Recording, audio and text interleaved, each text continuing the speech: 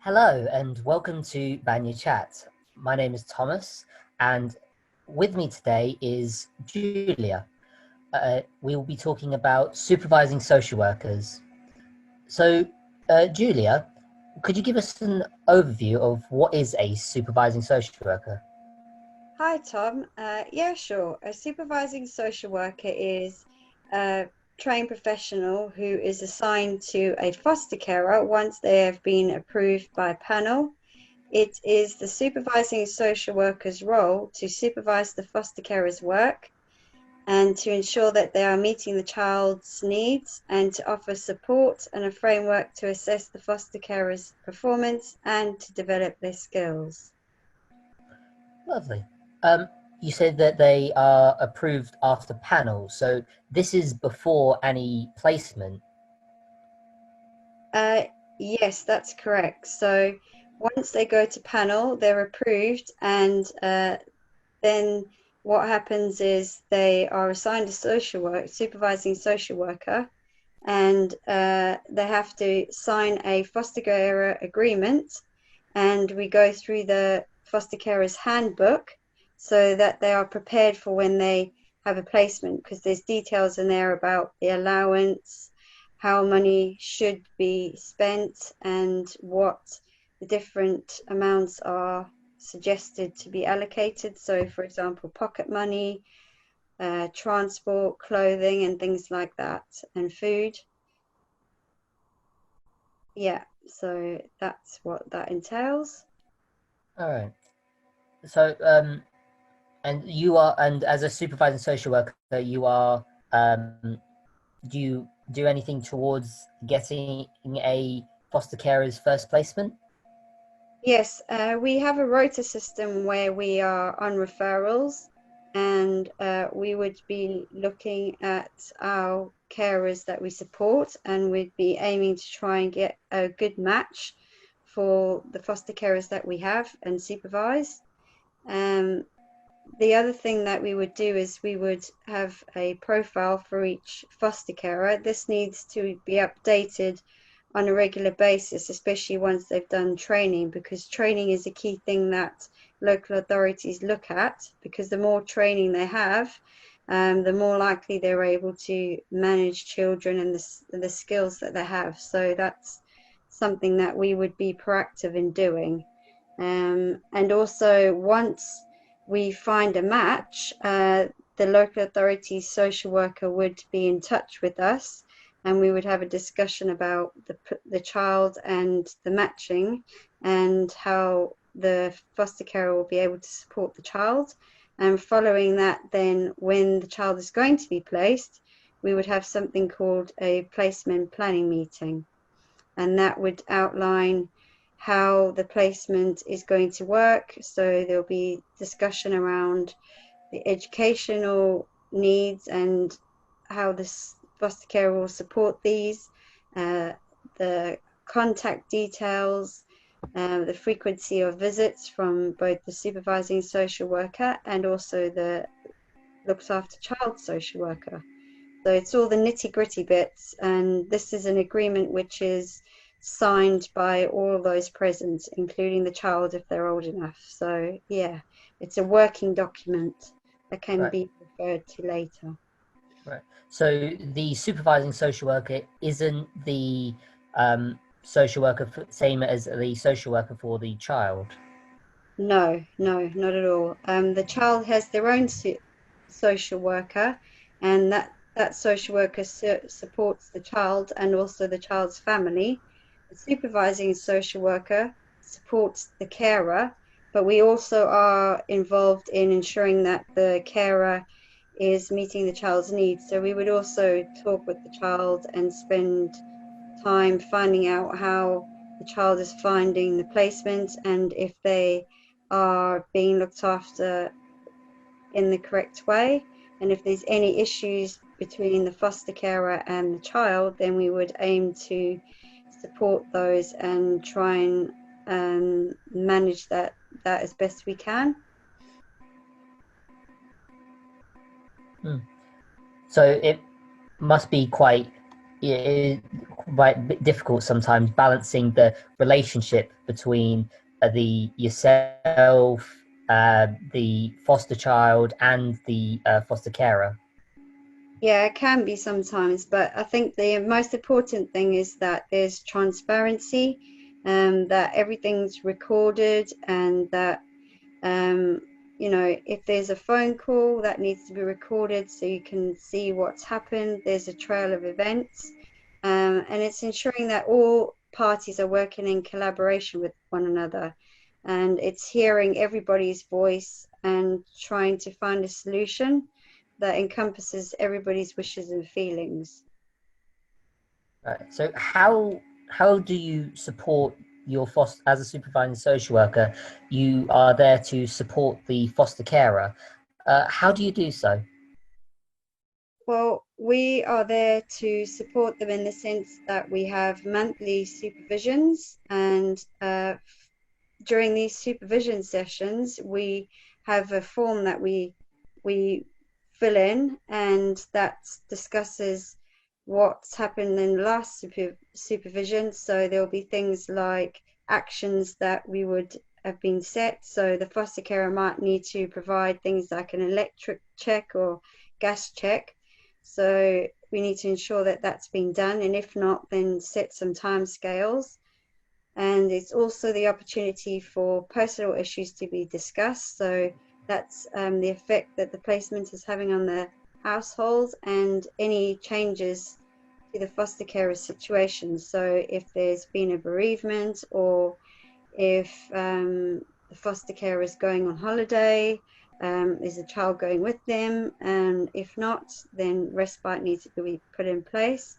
And we also talk about each child in placement. So we cover things like health, culture, education, leisure, contact needs, and any other support. So that's quite detailed. So with health, we would cover any GP visits, optician, and dentist appointments. Cultural, for example, if a carer is of a different culture to the child, we need to evidence that the foster carer is supporting the child's cultural needs. Education, we have something called PEP meetings, and during these meetings, targets are set for the child. So these need to be recorded and shown how the foster care is supporting these. Leisure activities, such as them going on excursions or having friends round for tea, or going for sleepovers if it's permitted. And contact. So most children do have contact with their birth families, and this needs to be recorded, regarding frequency and how the child is before and afterwards, so that we can see if there's any impact to the child before and after contact. And the other thing that we also cover is medication. So if there's a child has, say, for example, ADHD, we need to record what medication is being taken, the amount, and how it's administered. So obviously that's important in case of overdosing or any misconduct, and then we've got that written. We also talk about foster carers training and development. So when they attend training, we do a little reflective session about what the foster carers learned and how they've implemented the training into their fostering experience. We also talk about health and safety issues, so ensuring that all the checks are up to date, so they've got their contents insurance, that their building insurance is in place, that the house meets the regulations and standards that we expect for foster carers. And we also talk about safer caring, so ensuring that foster carers are keeping the children safe, so online, making sure there's parental controls, and also if there's any child sexual exploitation worries, that those are covered as well. And we'd also talk about the logs. So foster carers record diary logs, and the supervising social worker needs to read these and approve them, and we can discuss how things have worked or anything, any support needs that the foster carer might have. Right. And So, sorry. Right. yeah, So, there's a lot of support and a lot of checks that a supervising social worker has to go through with their foster carers. yes, there is. Yeah. How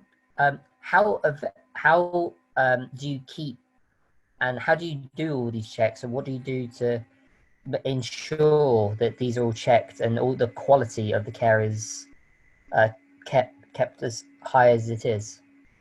Well, we have something called national minimum standards, which we have to adhere to. So that's kind of our guideline. And we've got policies and procedures, which carers are aware of. It's within the handbook. And so things like if a child goes missing, there's a procedure to follow. They need to ring out of hours and report them missing. They need to call the police and also the local authority and record everything that's happened.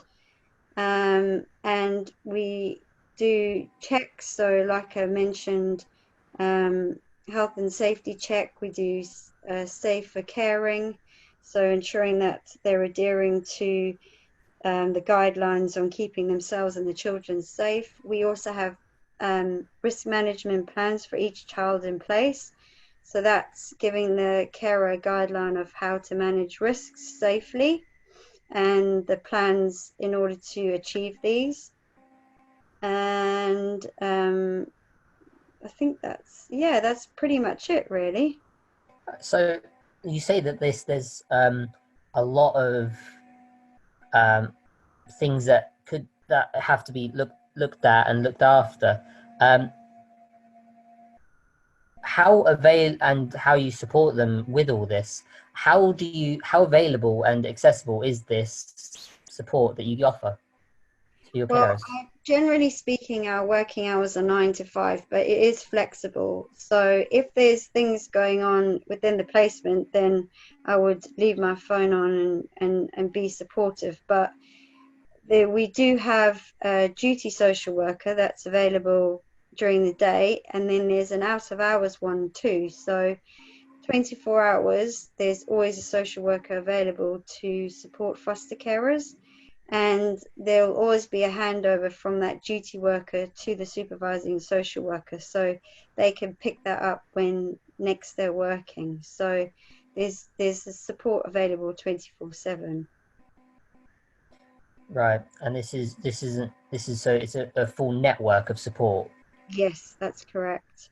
And also the foster carers have backups. So in an event that they need some support, like physical support, they can also call on their backup carers. So, for example, if they were running late and couldn't get a child, then they would call their backup and ask them to go and collect them from school. So it's just having that support in place in case of emergency. Right, that's all these checks and support. It sounds like there's a lot of different meetings that happen. Like, what kind of meetings would you are mandatory for both the supervising social worker and the foster carers? Yes, there are a few. So when the child is first placed, we have what's called the placement planning meeting, and this involves discussing the expectations of placement. So it'll be about frequency of visits, it'll be about health care and GPs and dentists, frequency of visits from supervising social workers and social workers. So all of that's outlined within that placement planning, and this is signed by everyone present, and it can be referred to later. There are LAC reviews, which are looked after child reviews, and these happen twice annually. And this involves all the team around the child, so that will be health professionals, social workers, education, and anybody else involved with the child. I mean, if they've got police involvement, then the police will be invited as well, and education will be there too. So Yeah, it's just a meeting to recap how things are going and to identify any support needs necessary to ensure the child is having the best outcomes. Another meeting that we would attend would be PEPs, which stands for Personal Educational Plans. These are held within the educational setting, and within these meetings, we set targets for the child to achieve uh, in their education and identify support needs where necessary.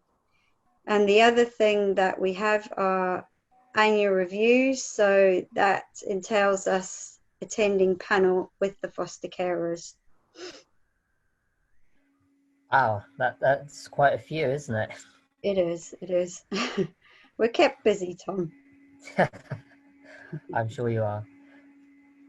And so, what other roles and responsibility apart from keeping the checks? You check on the um, school, the uh, child. You check on the carer and the foster placement.